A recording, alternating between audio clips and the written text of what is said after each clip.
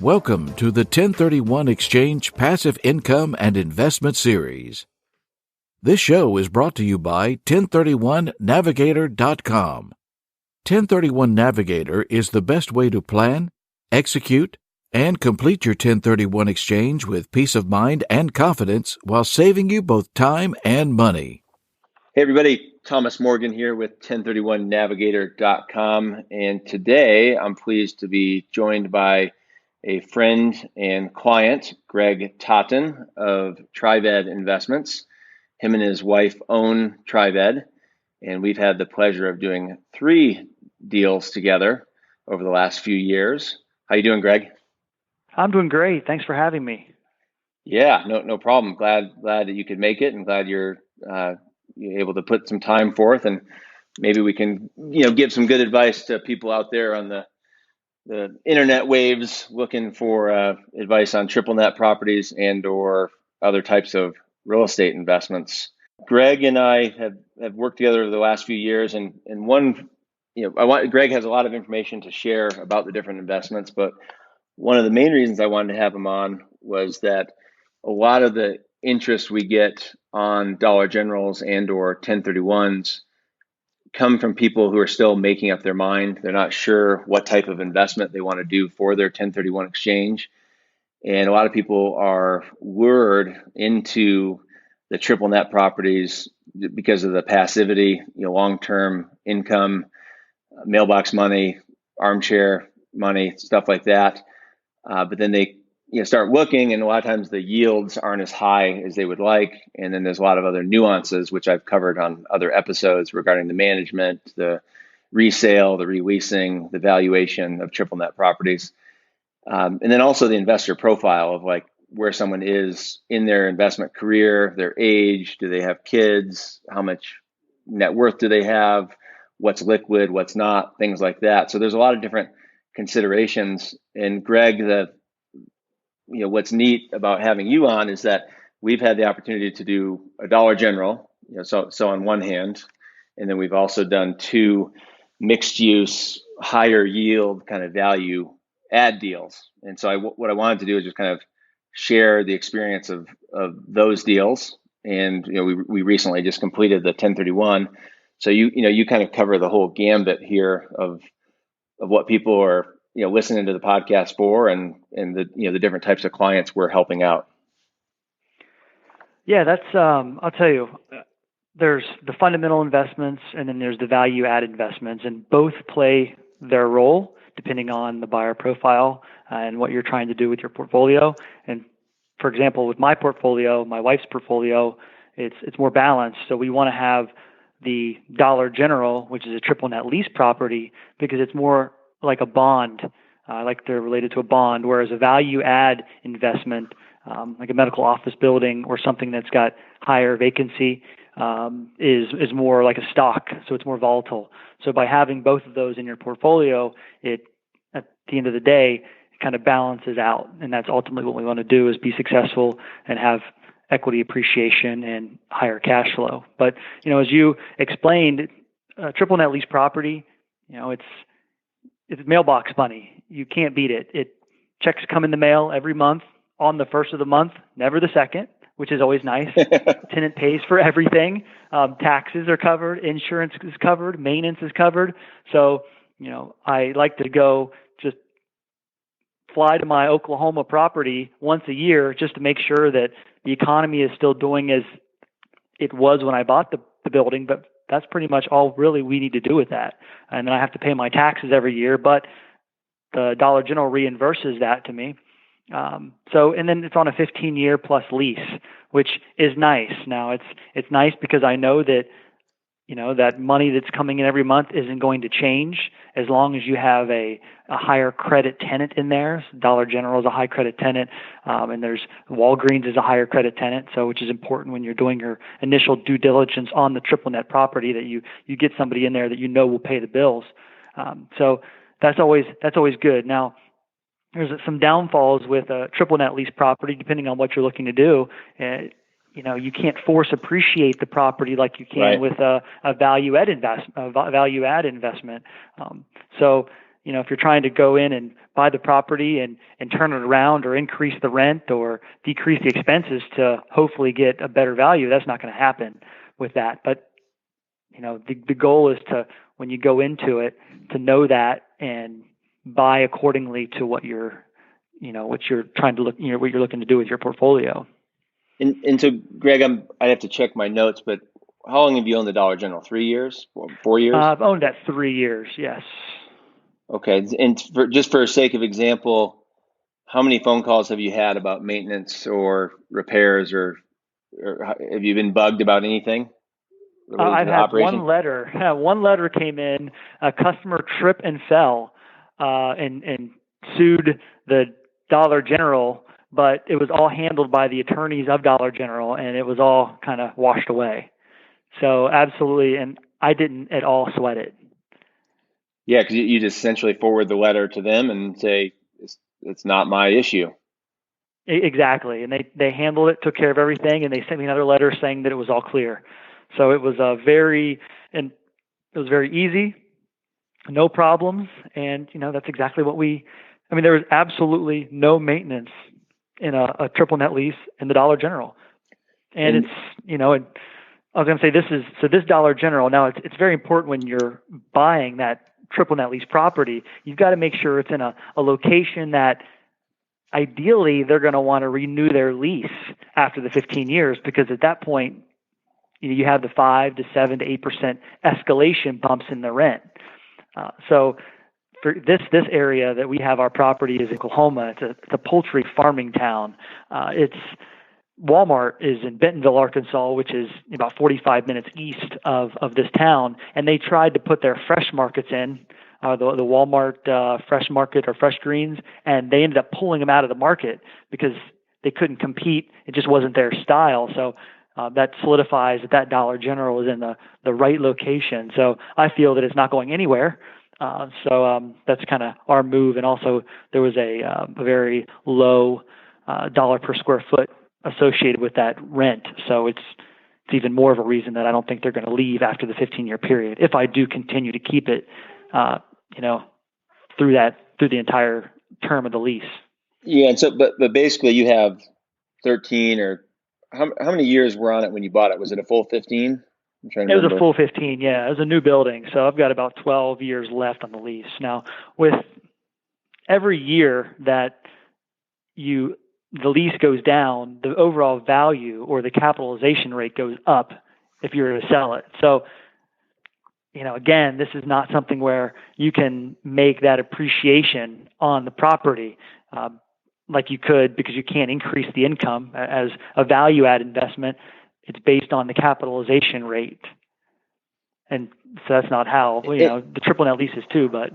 And that's we'll get into the flip side of that on the two mixed use deals you did, but that's one thing I've try and make clients aware of is like, how long do you want to hold this? Like you said, force appreciate, and a lot of people think just by owning real estate it just appreciates in value, but the triple net properties are a different beast. Like you said, they're a bond type coupon clipper where like right now, you're sitting there, you haven't had to really do anything for 3 years, and you have another 12 years to go with an investment grade, Standard & Poor's investment grade credit tenant.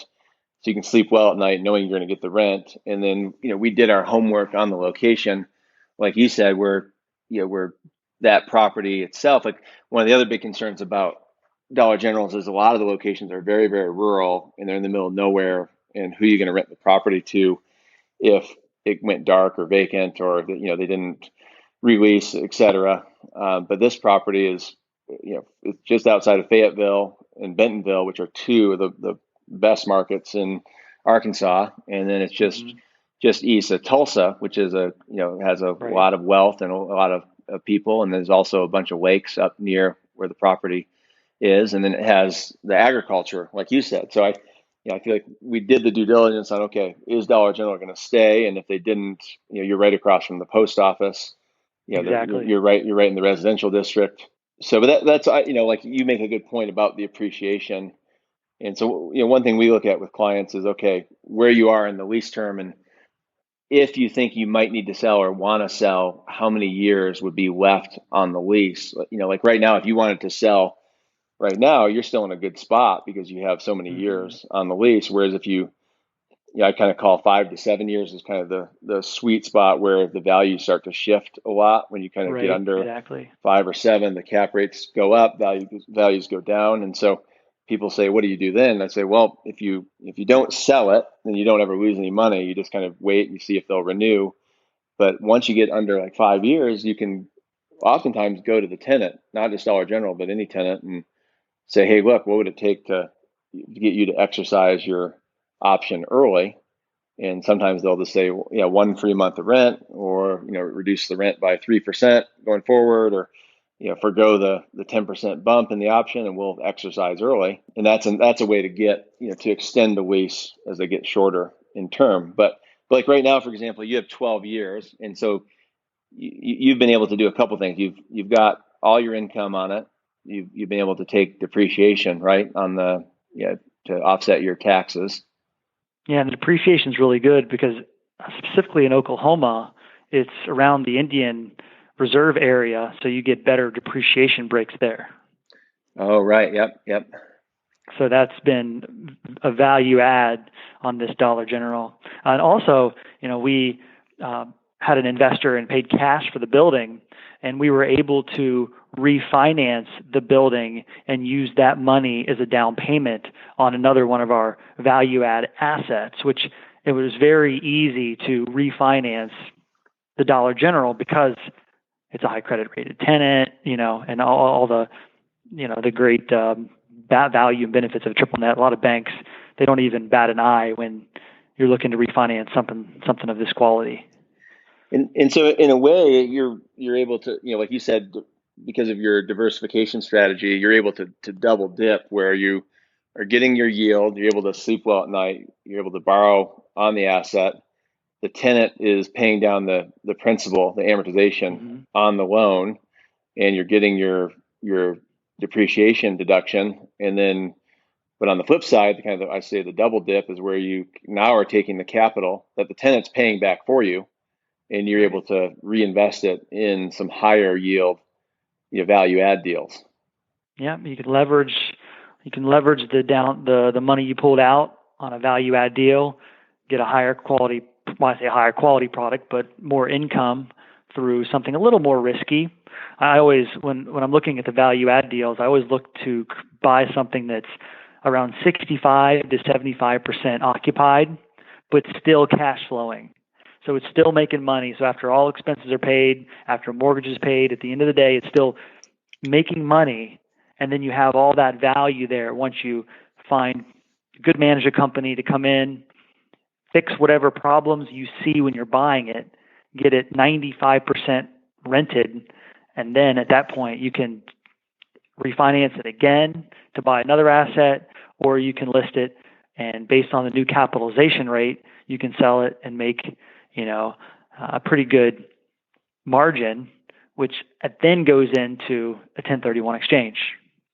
Yeah, process. Yes. So you're, like you said, forced appreciation, I think is kind of the key phrase here, where the banks on the two mixed use buildings we did, office retail type. I guess the first one was office retail. The second one is almost all office, or it is all office with a little bit of pharmacy retail in it. But the banks on those had no problem loaning, because even at 65, and the first one you were at what, on Willaca, you were at probably 65, 70% occupancy, or maybe a little higher. 70%. Yeah, and then on this one we were at like 85 or 80%. 72. Oh, it's lower. Oh, so this one's lower. Yeah, but the banks had no problem because the numbers based on the equity you were putting in and the debt coverage ratio, they had no problem with the vacancy. They want to know your business plan going forward and what you're going to do. But I call that gravy. On the flip side of like you lease it up, and then you get the benefit of that added NOI when you want to go and sell it in a few years. Right, exactly. And I think the banks are willing to do this because well, one, we have a great relationships that we've built with the banks. Second thing is we have I like to put 60, I'd say 50% to 40% down on the building. So we have a little bit more skin in the game. I'm not trying to over leverage these buildings, which if I were to, then I'm sure the bank would not look too kindly on that, not give us the opportunity that they have. But yeah, it's all about finding a way to increase the income through mismanagement. And that's the key. It's like, where is this building, as when we buy it, where is it being mismanaged, and how can we go in and, increase the income? How can we do that? We can add soda machines. We can figure out maybe each unit isn't, the square footage isn't correct in the unit. So instead of it being 1,000, maybe it really is 1,200, but nobody actually did those calculations. So as soon as you pull that tenant out and put a new one in, well, there you have 200 extra square feet that you can charge that the other tenant or the other owner didn't do in the past. So there's additional income there. Expenses. I mean, is there a water bill that's, over and above what industry standard is? Why is it above that? Why are the expenses a little higher than normal? Maybe there's been a consistent water leak, or maybe we can change lighting to an LED, system, and that way it's going to save on electric bill. Every single dollar that you increase in income, really, the overall purchase price, when you sell it, it's magnified. So two different ways to force appreciation. Like on the income side, like we spent a lot of time on both buildings making sure the leases were at market rent or below market rent, so that you're not stuck, with when a lease that's expiring at $21 a foot, you want to make sure you can get $21 a foot or higher, not 18 or $15 a foot. So we, spend a bunch of time on that up front. But so one way to force appreciation, drive the income up. And on the flip side, which a lot of people don't realize though, is that every dollar you reduce on expenses on a non-triple net property, that goes to the bottom line, then all of a sudden your net income is higher there also. So in an example on the new medical building you bought, is some of those leases aren't true triple net leases. You as the landlord or the former landlord were paying those expenses, and you're going to be able to renegotiate new leases or get new tenants on the vacancies, and make sure you recapture all those expenses to make them triple net. Exactly. And another great thing about this building is it was all done in condominiums. So it's medical office condominiums. So when you have a condo association, you can run a lot of the building expenses through that, and then, send that expenses to each one of your tenants. Again, reducing the overall expenses of the business and putting them on the tenants, which makes the overall value of the property higher. So there's a lot of small little nuances of value that you can find. You just got to be creative about it. And that's the most fun in real estate I've found, is just trying to figure out ways that you can create value. And, it's kind of my passion. And that's, so I always joke with investors when I'm trying to establish, like, okay, what's their investor profile? And, I say triple net leases are boring. Passive income, long term. Right. They're boring for a reason, because you want to sleep well and get that secure income. But if you as I always say, like, if you want to roll up your sleeves, either as an active manager or hire a management group, and you're not afraid to kind of dig in and look at those P&Ls and look at those lease rates and figure out, okay, how can I add value, force appreciate? Then they're like you said, it's fun. There's a lot of money to be made on the flip side. Like did you calculate an IRR on your on the Willaca sale? I did, and I don't have that information, but we definitely did pretty well on that building. We sold it, so we bought it a year and a half ago, sold it after a year and a half, and we more than doubled our initial cash outlay. And that came, so in perfect for that is the 1031 exchange. And so you set up a 1031 with a qualified intermediary, and we had some tight guidelines to follow with the 45 days of identifying. We went through a lot of deals, but you're able to defer the gain, 100% of that gain, by completing a 1031 and putting it into the new property. Right. I mean, the 1031 exchange is beautiful, and I've always wanted to do one. And there's so many. I always think of real estate as a fine dance because so many pieces of the puzzle have to come together to make it work. And I believe that you can't force real estate. So the opportunity kind of has to present itself, and you have to be ready when it does. So I remember, Thomas, you and I were going through, I don't know, 50, 60, 70 properties. And there was just one property that as soon as I saw it, and I said that next day, I was like, we got to put, an offer on it right away because it's not going to last any longer. And it's just, if we wouldn't have been looking at so many properties and scanning the deals and running the numbers, we wouldn't have seen, the value that this one offered when it presented itself. But yeah, you're right. It's 1031 exchanges. It can be tricky, but you have to have, and I go on and on about how important a team is. From you on the broker side, from the financing side, we have a great, mortgage broker that handles our financing. And I just have an incredible, management company that handles leasing, management, and maintenance. Those are the key components. And every single person on the team has a different outlook, idea as to how to make a successful real estate company work. And it's funny going into these buildings. Like I was walking with a management company last week, and, there's 5 or 6 of us walking, and every single person had a different, oh, what about this? And I didn't think about the other 5 things that they mentioned, but we all come from different backgrounds. So I just can't stress the importance of a good, solid team. But so we need to find a qualified intermediary. So we, through your recommendation, we found one that you've worked with in the past, and their job is to make sure that the funds, the gains from the sale of our property it's called the relinquished property or the down leg, they call it. Those funds have to be held in a specific escrow only for the 1031 exchange. And their job is just to manage that and make sure all the paperwork is done. So we had 45 days from the close of the first relinquished property or our building to come up with 3 properties that we would be willing to purchase with the 1031 funds. We had 45 days. So then from the 45-day mark, we had another 135 days or a total of 180 days to purchase one of those properties.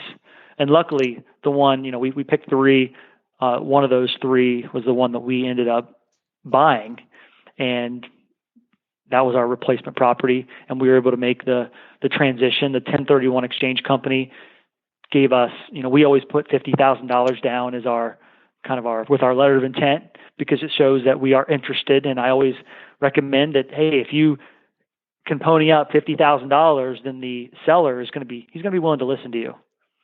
So right. We put that down, and we took it out of our 1031 exchange funds, and that was fine. And a couple of tricks you use, I mean, they're not tricks, but a lot of people don't realize it, is one that you didn't have to come out of pocket for your earnest money. You actually just called up the qualified intermediary and said, look, we need to wire the money per this contract, and they fill out the paperwork, and they wire your 1031 funds on behalf of you, and that's the earnest money. So you didn't have to come out of pocket. Right. So that was number one. And then another trick, which I thought was in a way flawless execution, is we spent a lot of time, right before your property closed, and then especially right after it closed, looking at a lot of different properties. And I remember there were several properties that looked really, really good. Either cap rate. I remember you texted me one day and you're like, Thomas, that one I went to, like the access, like you can't turn left. I almost got in an accident. Like, I don't know if it was left or right, but I almost got in an accident pulling out of there. And this is probably why this building is vacant. So we did look at quite a few properties before we found this one. But the other trick is that because you were looking early and aggressive early, we had this one tied up under contract. The broker said that they had other offers. You and your wife acted fast. You made a good offer, didn't play games. We ended up acquiring a second property as part of it, got the seller to throw in, another adjoining property. But by the time your 45-day period was up, we were already 3 weeks, we were almost done with our due diligence. I think our due diligence deadline was about the same time as your ID date. So you knew, like you were good. Like I mean, you almost didn't have to identify another backup property. We did anyways, but you didn't. Right. You almost didn't have to because we were so wind up on the first one. So, going back to that other property, so my wife and I were walking the property with the broker, and the way the property situates, it's like a horseshoe. And there was one piece of property right in the middle of this horseshoe. And my wife said to the broker, whose property is that? And he said, well, the seller owns it. She's like, well, we want to buy that as well.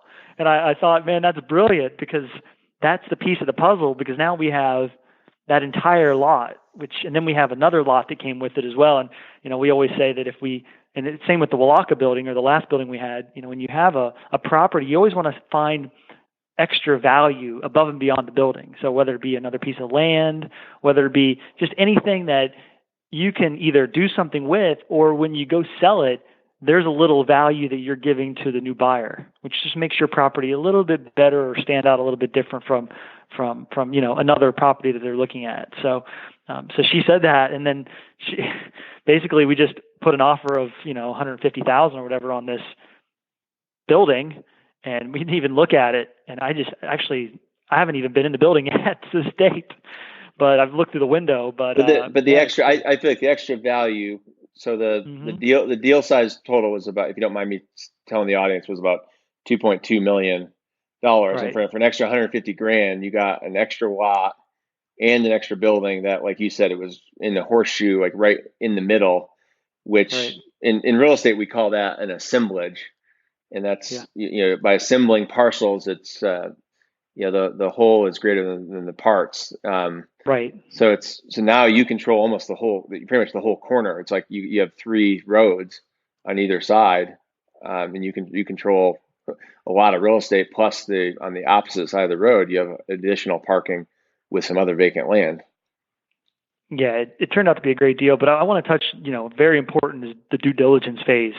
When going through this, I can't stress enough how important it is, because there's nothing worse than buying the building and then figuring out, oh, I wish I would have done this, or I didn't know that was there.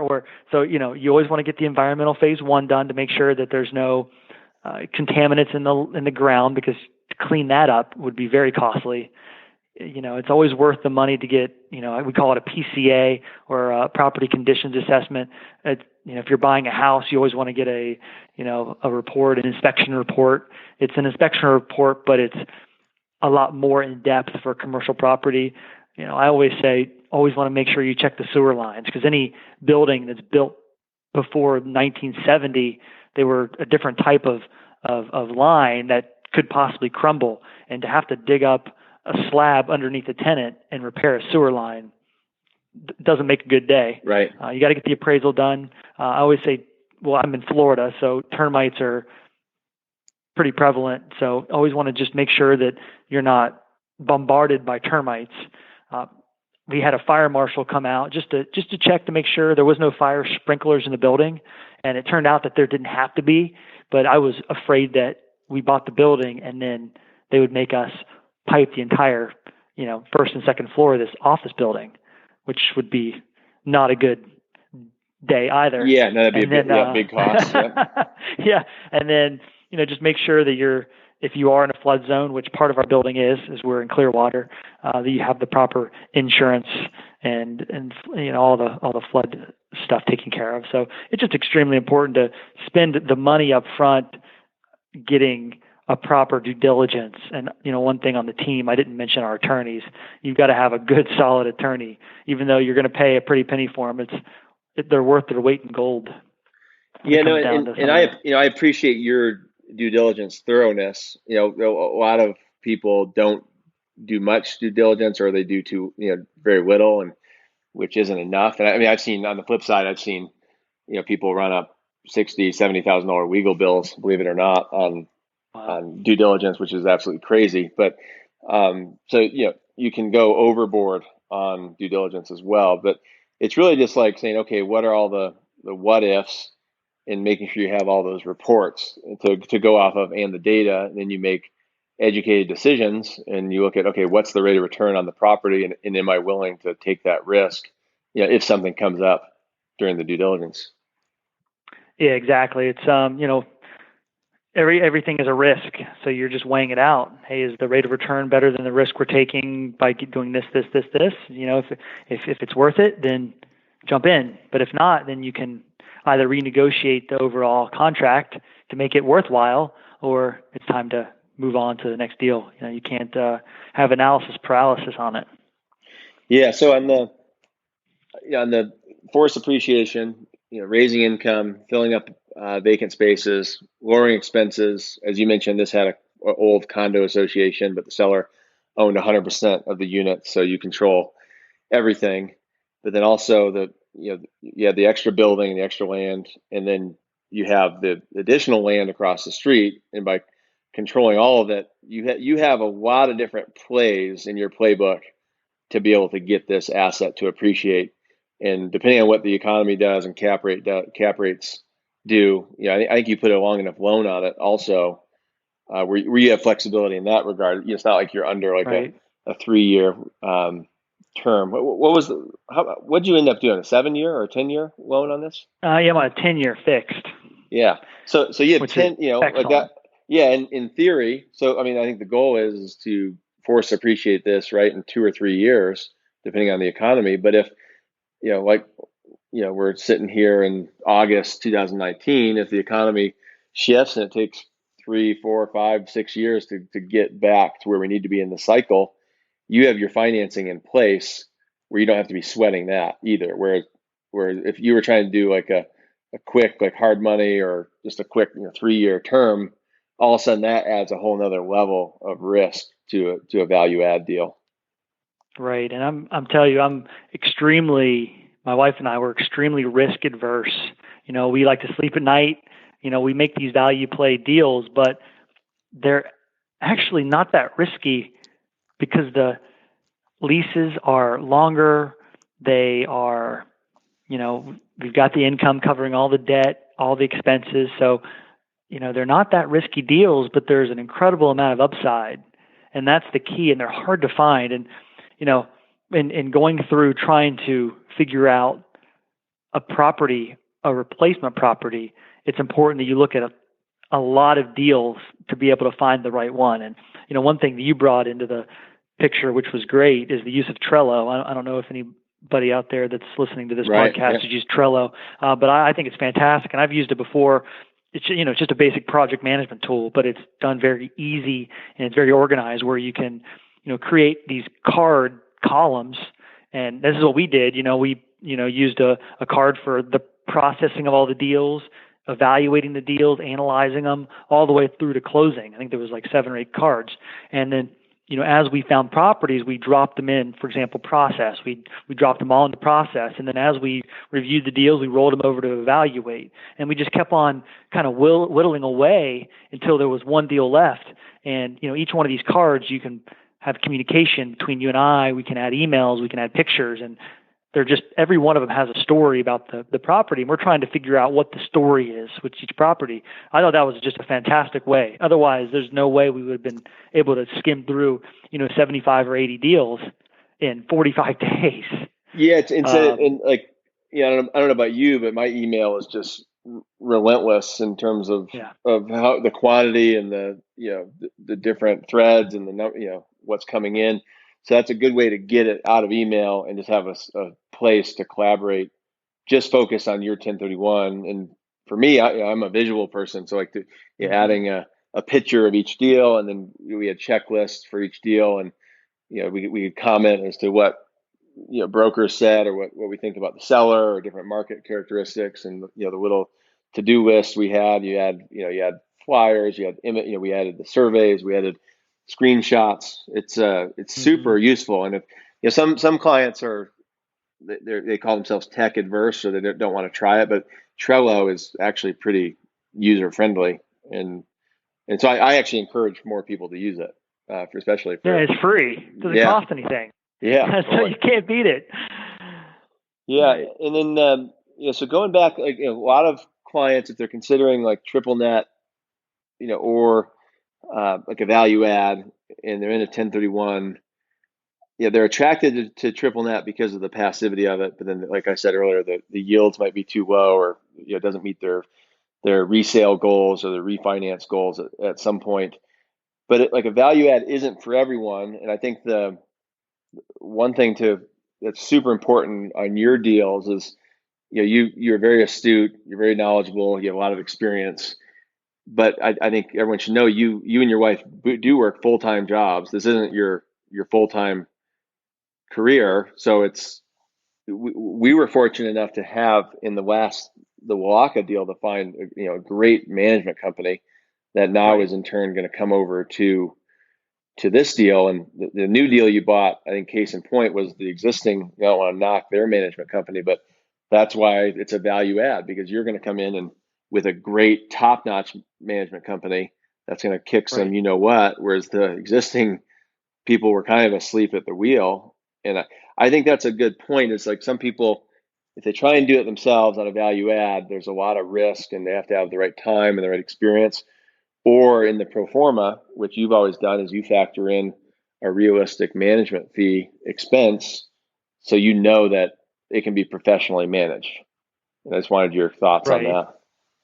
Yeah, it's definitely so we, like you said, we found a First Capital Property Group, and they're in Orlando. And so if anybody out there has office, retail, multifamily, and looking for a good management company, I want to give them a plug because they're incredible. But they are making their way to Clearwater, and they're using our building as kind of the first one in this area, and they're slowly making their way to Clearwater and Tampa market. They are top notch, the best that I've seen, just because they're very professional and they know how to get the job done, and they do so in a way that's just, they've just got the system in place. So I'm really happy to have them. But I think a management company itself is key, and you can't try to minimize, or I say skimp out, but you got to make sure you pay them appropriately, because the job they do I couldn't do it myself. I'm a builder, so I'm busy doing construction all day long. I don't have time to answer phone calls, answer toilet leaks, things like that. Their systems are built to handle all that. So all I do is, after we get the building up and running, is once a month they send me a pro forma that happened during the month.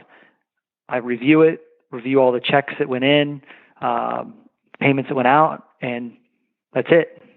And then I send my comments if there's any questions I see or ways that I think could be improved. I send those, but for that's it. That's all the time that I spend, when it comes to managing this property.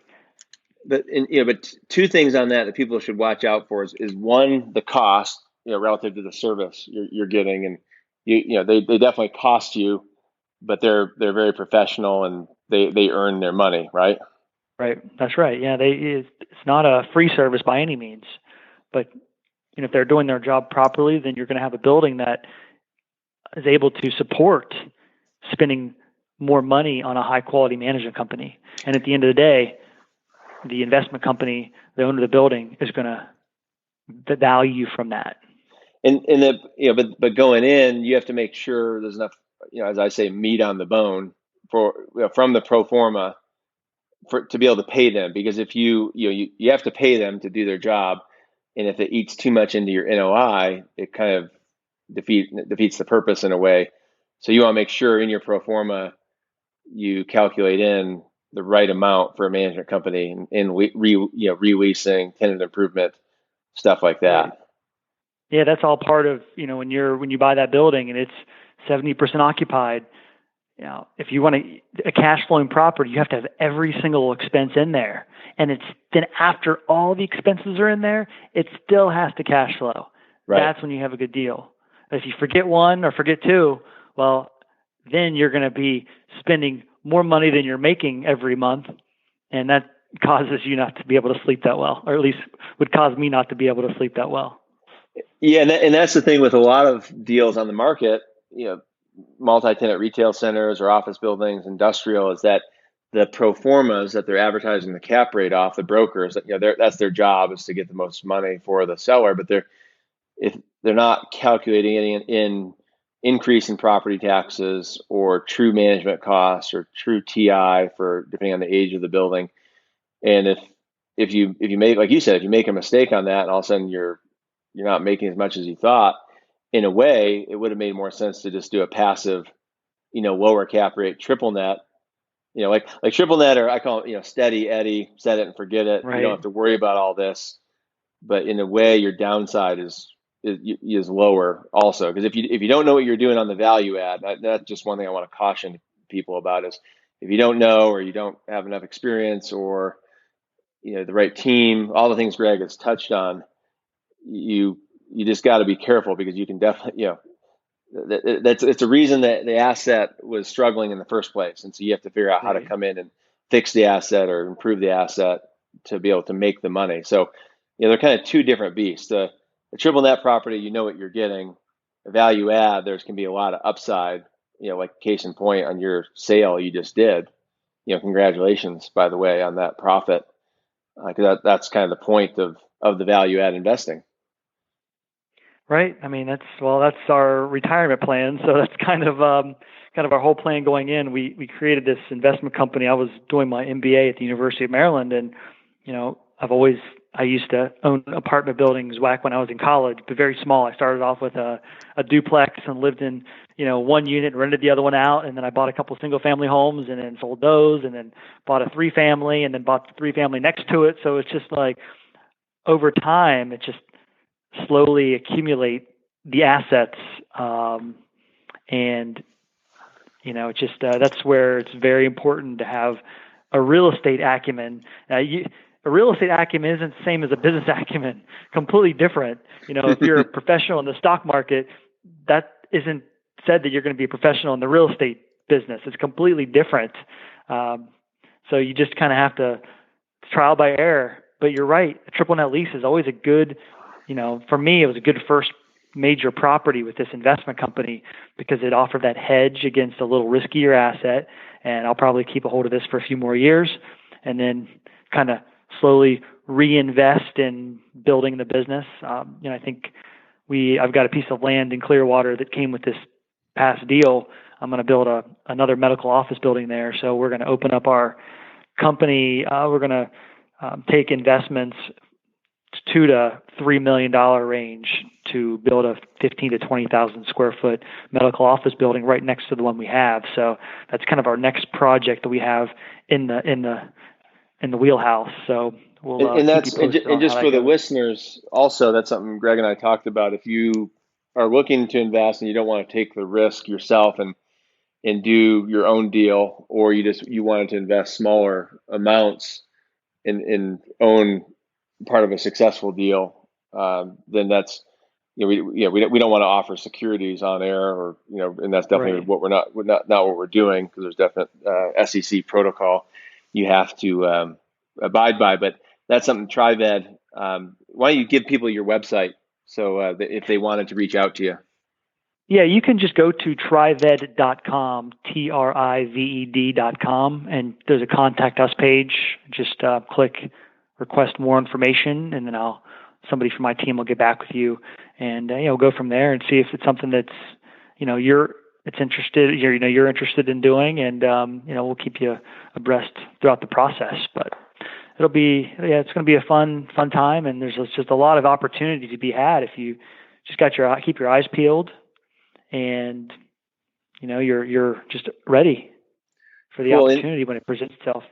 Yeah, and so in summary of everything we've talked about, you got triple net Dollar General, or let's just say triple net passive income properties. You got 1031 exchanges, and then you have different types of investments available for 1031, triple net being one, or value add or multi-tenant. As part of kind of all those things we've covered on the show, what kind of tips or things do you have, red flags, words of wisdom would you have for people kind of evaluating all those different things? I think the best thing that I did when I was figuring all this stuff out is to start looking at deals. Just get on LoopNet and start requesting OMs, operating memorandums, and just go through them, whether you have the money to buy it or not, because this way you'll start kind of familiarizing yourself with how to look at them, how to look at a P&L, how to look at a balance sheet of a property, how they're marketing the property, locations, different value adds that they explain. So I think just keep looking at the deals, because there's going to be a point when one pops out at you, and it just so happens that money's available to buy it, and you have a real estate broker friend that's there to help make the connection. So I think look at deals, read books on real estate, but at the same time, there's so many books out there. You just I don't know. There's so many different get rich quick schemes and all that stuff. I can't. You just got to kind of follow your own kind of path when it comes to it. And that's, I think on that point, real estate's a long-term business. Anyone who tells you otherwise is just trying to sell you a product, sell you some education or, sell you an ebook or something. So, well, cool. Yeah. Well, Greg, I appreciate your time, and I appreciate your repeat business, you and wife's repeat business. And thanks for the nice note you put in the mail to me the other day. And your handwriting is immaculate, by the way. I wish mine was that good. No problem. I appreciate it, and I wish everybody the best of luck in their real estate endeavors. And it's an exciting time. Thanks for listening to the 1031 Exchange Passive Income and Investment Series. To help create, grow, and protect your wealth with 1031 exchanges and triple net properties, visit 1031navigator.com or call 1-866-539-1777. Again, call 1-866-539-1777. Make sure to remember to ask Thomas about our 1031 VIP program. You can put thousands of dollars in your pocket on your next 1031. If you enjoyed the show, be sure to subscribe, rate, and review it where your podcasts are peddled. And if you have a friend considering a 1031, make sure to share this show with them. A referral is the best compliment we can receive. Thanks for listening, and see you again soon. And remember, this show is provided for your informational and educational purposes only. Be sure to check with your accountant, lawyer, and/or other tax professionals and advisors before relying on this information. Although the information contained herein is believed to be accurate and reliable, we do not guarantee its accuracy or completeness, and it is provided without warranty. Common sense is the best practice.